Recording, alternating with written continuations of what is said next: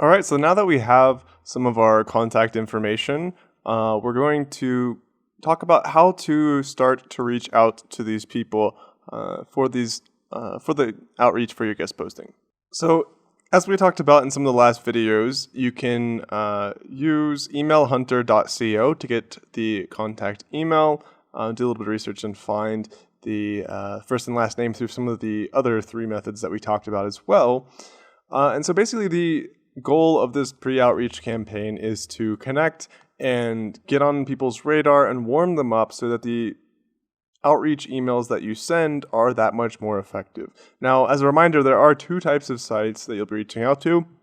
That includes both a blog and also a magazine. So with regards to magazines, usually those are large publications with lots of traffic, and they're, it's a big team of people. It doesn't make sense to use a pre-outreach strategy for these types of organizations. So for things like Hello Giggles, Mind Body Green, these are massive websites with a big team of people. There's no way to easily do pre-outreach, so we would just skip those. Okay, so the process that we use is pretty simple. The main thing we do is follow them on social media. So you can see here for Paleo Magazine, we've got Facebook, Twitter, Google+, etc. So we can click like page, we can click follow, and it'll log me in to do that. And then the next step is to share some of their recent articles. So in a way that hopefully they see it, they realize that, hey, we're following them, we're aware of them. Maybe they retweet us or like our shares or whatnot. So we're going to share some of their recent articles.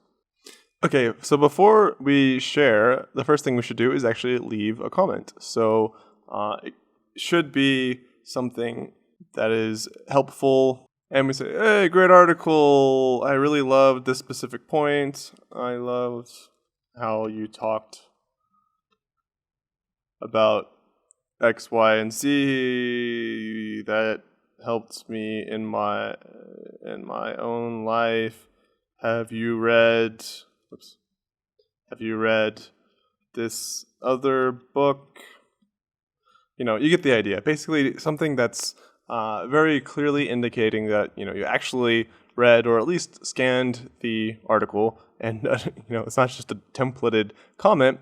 And then actually, it looks like there's no other comments here, so hopefully they would definitely see your comment because it's the only one here. One thing that you should definitely include in your article is some kind of specific question.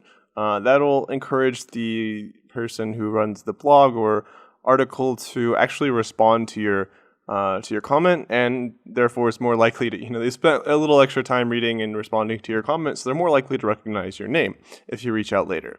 So that's something to keep in mind. And also when you hit submit, there's a high probability that your comment will not display right away, because on most sites like this, comments have to be reviewed to ensure they're not spam before they're approved. The next step is to go and click on these social share buttons and to tweet and share this article. Now, when you do that, you're going to want to make sure to include the handle of the one that popped up on the homepage. So let's see where that is. So yeah, Ancestral Chef. So it actually does automatically display that way. Sometimes it won't, so you want to make sure this is in there so the person that you just followed now will get notified when you share their article, and then you tweet that, and then they hopefully get the notification and see it and like it or retweet it as well. Do the same thing on Facebook, and then now you've reached out to them on a couple different channels, and your name is much more familiar to them. Now, the final thing you can do is to actually go to their Twitter feed, and go to the Twitter feed and basically find some recent tweets and like them, retweet them. Basically just engage with them in a couple different places. So that way, again, they see your name in as many places as possible, but not in a way that they enjoy and makes them like you. And so once you do that with one person, it's really simple. It's actually quite quick to do. Just go through and do that with each person and each website on the list of prospects that you've come up with. And then the next step in the next video, we'll talk about how to actually send your first email outreach to actually start moving in the direction of submitting your first guest posts to these sites.